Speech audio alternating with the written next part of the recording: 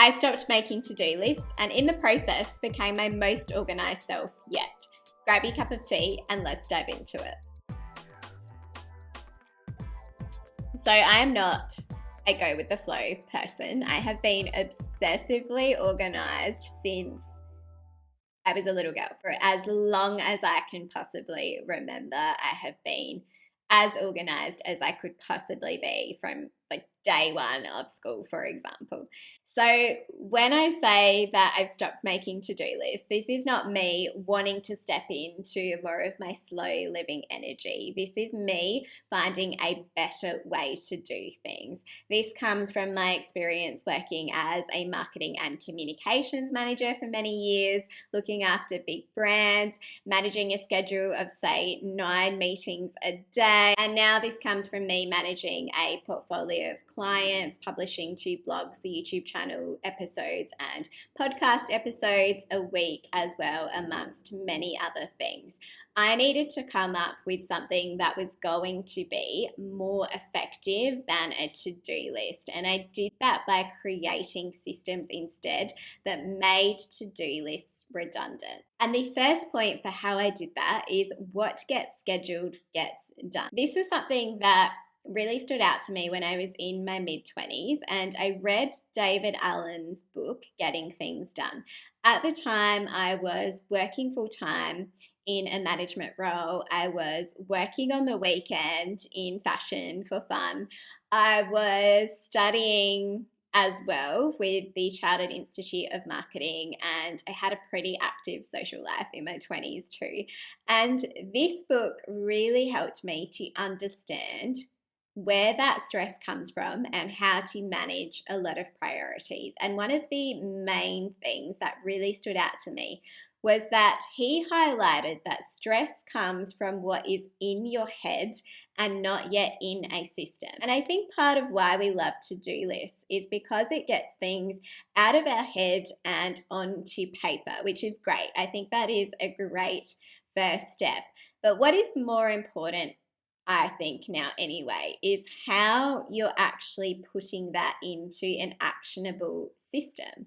So it's one thing to, for example, look at your to-do list and know that you have certain things that you need to get done. It's another to look at your project plan, for example, and know that you have these particular deadlines. But it doesn't actually help you to know when you're going to achieve those things. But even if your to-do lists are broken down by the day, it doesn't actually help you to determine when you are going to do those things. So I have personally found for over a decade now that the most effective solution is to schedule that into your diary. So what is the exact activity that you have to do and where is it scheduled into your diary? What is the block of time that you have put in, allowing for a little bit of extra time if you can as well. So what this does is that it takes those seemingly really complicated projects and it breaks those down into actionable tasks, but also actionable tasks that have allocated timings as well. My next point would be to consider adopting the PARA method. Now, the PARA method is something that I first got introduced to when I read Tiago Forte's book, Building a Second Brain, which if you follow this channel, you would know that I am a huge fan of. But in the book, he mentions this PARA method, and then he goes into the PARA method in more detail in the book that he dedicated to purely the PARA method. And the PARA method is this system of organizing that takes the inspiration from David Allen further. It talks about how you actually do create that system. It's one thing to know that you have to put all of everything you need to do into a system. It's another to create more workable systems. So my idea of scheduling is obviously just one element, but you still have a lot of other things you need to organize as well. And the thing about the way that we're often conditioned to organize from the time that we are in school is to organize by topic. So you think about things in particular subjects, for example. And what Tiago Forte's PARA method does is that it encourages you to organize by action. So the PARA method broken down stands for projects, areas, resources, and archives. So your projects are the things that you are working on in the short term. They tend to have an actual deadline associated with them. That is compared to your areas, which are things that are more ongoing. So they are the things that you might have to manage as aspects of your life that don't have a deadline. So things like your finances or the areas of your work that don't have an actual deadline associated to them. Then you have your resources, which is your topics of information or interest that might be able to help your future self. So help you to achieve the things in the other areas. Then you have your archives, which are all of the things that are inactive that you can shift to your archives. So what I have done with my own systems is that I have organized my filing to reflect the Para method. And I used to have very complicated filing systems in both my laptop, my computer, and in my email as well. I was the kind of person that had just this complete web of folders. And I thought that that was helpful and that I was super organized. But now that I reflect on that, I feel like it was actually creating just a lot more work for me and wasn't actually benefiting me beyond a certain point. And that is the idea of this Para method as well. It's to be as organized as you need to be without actually having to be extreme about it, because technology has evolved so much, for example, that it's just so easy now to be able to search for the things that you need. We don't need these really elaborate systems that were maybe useful before we were able to just so easily access all of the information that we need to at any given time. So the Para method, I find, has really simplified things for me, and I really do love using that system. The next thing that I do is that I create an action-orientated desktop. Now, I used to love to keep a really clean desktop in a lot of the work that I have done, but more recently, I've tried to make my desktop a system in itself. So I still try and keep it as clean as it can be, but it's also highly actionable. So what I do is that I keep all of my projects on my desktop in a certain way. So I don't just have them on there because they're the things that I'm currently working on and I want it to be really accessible.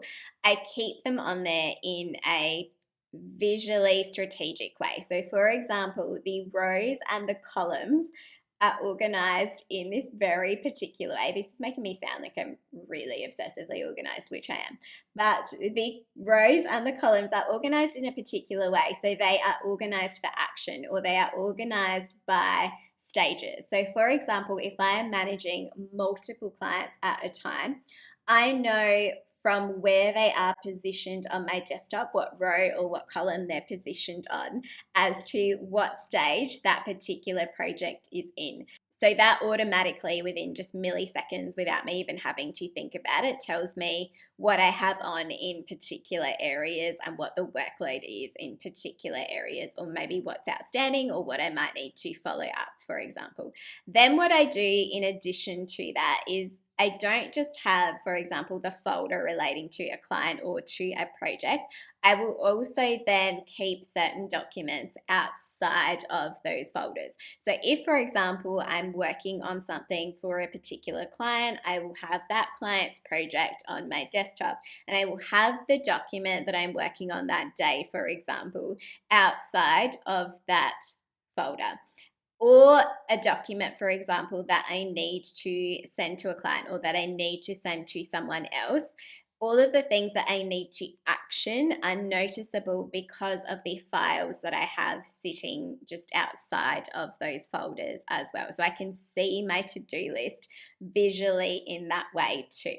And not only does that help to set me up for the day, because immediately I have sort of all the tools I need for that day ready to go right in front of me, but it also reminds me what needs to be sent off. And after I do that, I will then put those straight back into the filing system so it's not all messy and chaotic.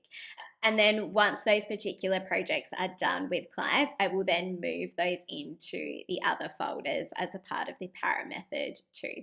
The next thing I do is that I keep an overall project status report. Now, this was something that I've done in almost every job that I have had. is keeping this much more comprehensive project report. And this doesn't need to mean that all of the details that you include about your project needs to be really elaborate. It just means that they're all in the one spot. So you at least have all of your projects listed and you have key information relating to that. So for example, key things might be what is the project, what is the deadline, and you might have some other elements depending on what the project is that is going to be most relevant to you and whatever work it is that you do. But then you can see at a glance everything that you have on. So that becomes your workload. And what I also do, and I've always done, is to color code this system as well. So not only do you see all of the work that you currently have on, but you understand the different stages of that work as well. So for example, if something is green, it might be that all is going well, or it's being finalized, or it's about to be finalized.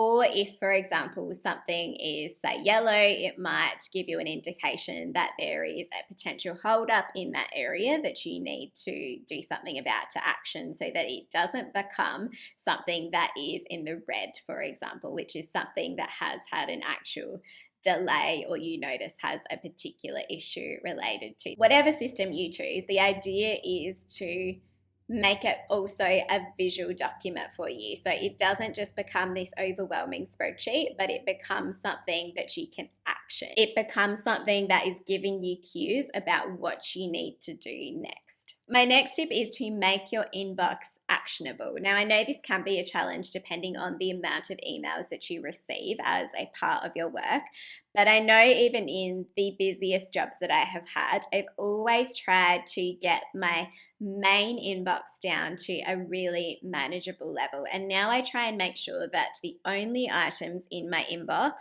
are the things that I need to action. So they are the things that I need to respond to, that I need to do a task for, or to actually write back to that person. That is the only thing that stays in my inbox, which then means that my inbox at a glance is the to-do list. There isn't anything there that is historic or is something that should be in an archived folder.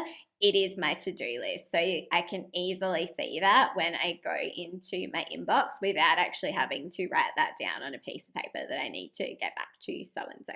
And I think emails are just a whole other field of organization, but something that I've tried to do in more recent years is to respond to all of my emails at once in particular periods of the day if I can. So instead of just responding to every email that pops up, I try and respond to multiple ones at a time so that I'm in that particular flow state instead of constantly disrupting what it is that I was already doing. And this approach also helps me to group like tasks together. So if some of the emails are related to each other, for example, then you're already in that flow state of those particular activities instead of just constantly shifting your brain and trying to access different parts of your brain depending on what that email is calling for at the time. And my next tip is to take action-orientated meeting notes. Now, I haven't seen a whole lot of people's meeting notes up close. I'm not sure how most people tackle this, but something that I did notice one of my bosses do when I was in my 20s was that he used to put these little check boxes next to the things that he had to action. And by that point in my career, I know I obviously would have had my own little symbols or indications or highlighting of things that I needed to action in my meeting notes, but I just really loved this really simple symbol of using a checkbox because that just changed everything for me from there. Because then when I would flip through my meeting notes, which can look really chaotic when you're just, going to meeting after meeting, not really knowing what you're meant to be doing, I would love to see these checkboxes because it would then tell me what I needed to action. And then I could just go through and tick those off. Or when I was being my most organized self, I would then take that action and put that into my system. So I would schedule it into my diary straight away. So then those meeting notes become kind of irrelevant unless you need to reference what was actually being discussed, because you have all of your actions already in your system. So swap your to-do list for high value systems instead. If you want to learn more about the habits that could be keeping you stuck, then check out my previous episodes on this topic. Thanks so much, and I'll see you in the next episode.